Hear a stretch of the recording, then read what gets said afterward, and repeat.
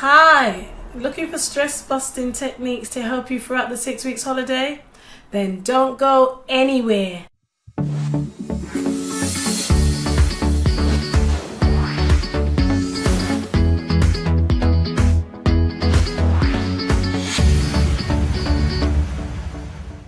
Hello, my name is Tracey Ansah and welcome to Set Up for Success.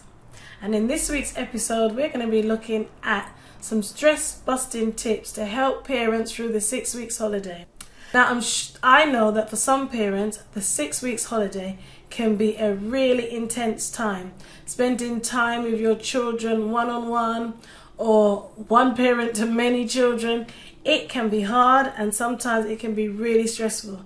You can find yourself getting frustrated, agitated, aggressive, gritting your teeth, shouting and doing things that you don't normally do, and sometimes you just feel like, I have had enough. When is school starting back? I want these children back at school. And sometimes you find yourself getting so grateful for school, so grateful to the teachers, just because I just need a break. These children are stressing me out.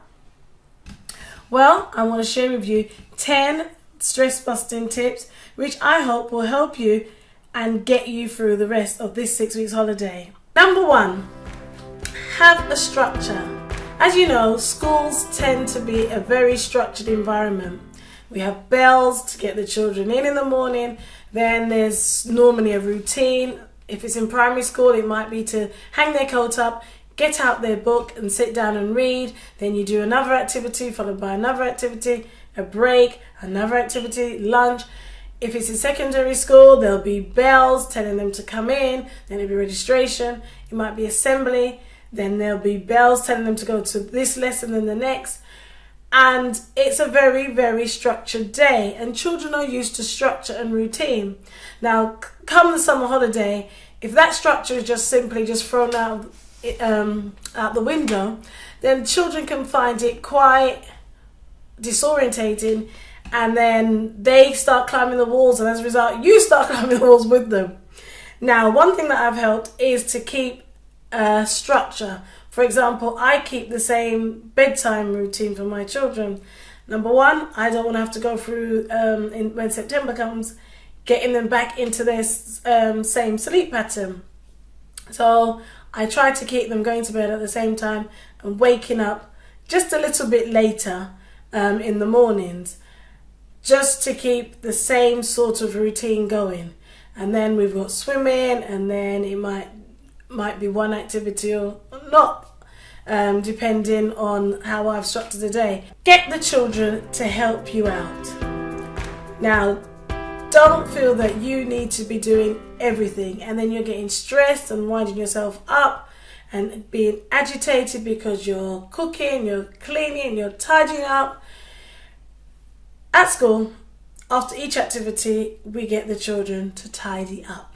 If we've done a practical lesson in science, they're tidying up, they're washing up their utensils. If it's in food tech, they're tidying up PE. Whatever the lesson is, children are used to tidying up. Therefore, at home, get them to tidy up after themselves. Pack away their toys. Wash up after themselves. Get them to help you with the chores. Load the dishwasher, unload the dishwasher, to teach them how to sort the clothes and to pack the washing machine, to unload the washing machine, pack the clothes into the dryer. Teach them so that you're relieving some of the pressure off yourself and getting them to be more responsible. They can also take on some of the duties of preparing meals. If it's lunch and they can prepare the sandwiches or whatever, they can help prepare the dinner. And that way you're working together as a team and you're not feeling like you're doing everything yourself. Number 3, get out every day and get some fresh air with the children. Even if it's raining. Children, even at school, when it's raining, they still have a playtime, or most schools. Some schools, they have a wet play if it's raining heavily. But if it's not raining too heavily, get out with the children. Children love putting on their wellies and splashing in muddy puddles. Just get out, get some fresh air, de-stress so that you all feel like you've done something. If you all stay cooped up in the house, you tend to start getting on each other's nerves, winding each other up. and you don't want that. So get out every day, even if it's just for half an hour.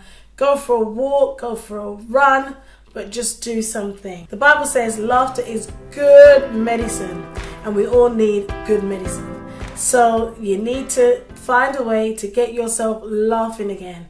If it means that once you put the children to bed, you binge watch your favorite TV series, a comedy, or you find a movie. I tend to find anything with Martin Lawrence hilarious. And I will just sit down. I'll put my headphones on, you know, because some of these videos, they have adult content. You don't want the children overhearing anything. And I'll sit there and I'll just be laughing my head off. Find TV programs, videos, if it's something on, you know, YouTube, if it's a hilarious book. But get structure in, some laughing into your day. Or if you've got a friend that you know, every time I ring this friend, she's got me laughing, I'm in stitches, find that friend and ring her. Set a date where you and your partner can go out for a meal, or you meet up with some of your friends, or you simply have some time by yourself. You might want to run a nice bath or put some candles, put on some nice music and just chill and just, you know, unwind and relax. But you need to structure in some time where you're having some fun, some adult company, or you're having some nice alone time to just de-stress. Number 6 is talk to someone. I've always heard people say a problem shared is a problem halved. Find someone who is non-judgmental and not critical and just tell them, guess what, I am so stressed out. Just find someone to talk. It is good to talk and just offload with someone who you can trust. So you don't feel condemned as a mom, as a dad. Don't feel condemned. Don't feel like you're a failure because you're feeling stressed out. Don't feel judged. You know, if you've got good friends, they won't judge you. They'll just simply listen. And at the end, they may just give you some help, some advice, some support. That's what you need. But don't sit down and suffer in silence. Talk to someone. Number 7 is eat well, sleep well. Now, as I said before, it's important that you keep the same sleep pattern for the children so that you don't have them up all hours of the night and then they're ratty because they're overtired, which makes you ratty. No, keep their same sleep pattern so that they've gone to bed, and then that gives you some time to do whatever you need to do, and then you go to bed and get a good night's sleep. Especially if you know you have children who like to wake up really early in the morning. Don't go to bed late and while they're awake and they're jumping on your bed, you're still tired, and then, you know, you're going to get up not because you want to get up, but because the children have gotten you up. It's much better to wake up naturally. So once the children have gone to bed, you go to bed and get a good night's sleep. One thing I've learned as a teacher is to look after children, you need to eat because you need energy. Because children have so much energy. And to keep up with them, you need energy. And so make sure you're eating regularly and you're eating healthy meals. You're not overeating, of course, because that's going to be counterproductive. Number 8, keep positive and keep perspective.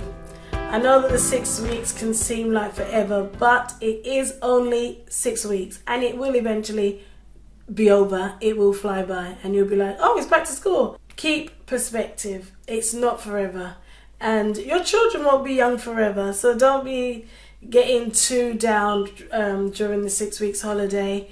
Keep positive. At the end of the day, keep a gratitude journal and just journal all the great things that happened during the day with you and your children. I know it might seem like all you did was scream and shout and fuss and fight, but no, that's not what happened. That's not the only thing that happened throughout the day. There was some fun. You did laugh. The children did enjoy themselves at the park. They did make friends. They did create beautiful paintings. Whatever it is that you did that day, whatever the children accomplished, write it down. You will look back and you will laugh at these days and you'll remember these days fondly. Number 9, be aware of your stress triggers. Be aware of those things that do wind you up, that do get you frustrated, that do get you angry. For example, it could be your children not listening. You've given them instruction to pick things up off the floor, and you've had to tell them 5 times, and then on the 5th time you're just screaming, pick the things up off the floor, I said. Know your stress triggers and be proactive about them, so you can sit down and have a family meeting and say, well, I'm only going to give you an instruction once. When I tell you to do something, I want you to listen first time around. If you fail to do that, there's going to be consequence 1. If I have to tell you again, there's going to be consequence 2. And if I have to tell you 3 times, this is what's going to happen. Once your children know that this is what's going to happen, and don't go back, don't negotiate, stick to your guns. You've told them what you're going to do it. Do not compromise. Let them know that you are sticking to your guns, you are serious about this, and follow through. If it's being overtired, you know being overtired is going to get you stressed out, make sure you get plenty of rest.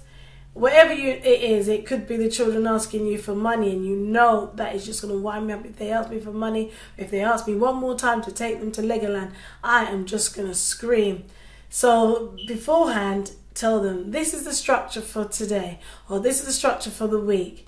We will be going to Legoland this week, or we'll be going to do this at this point. So let them know, so that they're not badgering you every day for the same thing. Let them know we are going to be baking on Friday, so I don't want you to come and ask me again. You can even have a chart that tells them Monday we're doing this, Tuesday we're doing that, Wednesday we're doing that, Thursday we're doing this, and Friday we're doing that.